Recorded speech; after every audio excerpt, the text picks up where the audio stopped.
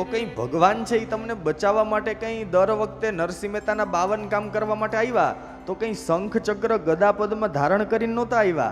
યાદ રાખજો, મુશ્કેલીનો સમય હોય, દુઃખનો સમય હોય, તમારી કસોટીનો સમય હોય, ત્યારે તમારી બાજુમાં આવીને તમારો મિત્ર ઊભી જાય ને તો માનવાનું કે આ ભગવાન જ છે. કારણ કૃષ્ણએ કીધું છે કે જ્યારે જ્યારે મુશ્કેલી થાય, જ્યારે જ્યારે મારા ભક્તો દુઃખી થતા હોય, ત્યારે તદાત્માનમ સૃજામ્યહમ, મારા સ્વરૂપમાંથી હું કોઈને ને કોઈને મોકલી દઉં છું. અને અત્યારનો સમય તો બહુ કપરો છે ભાઈ.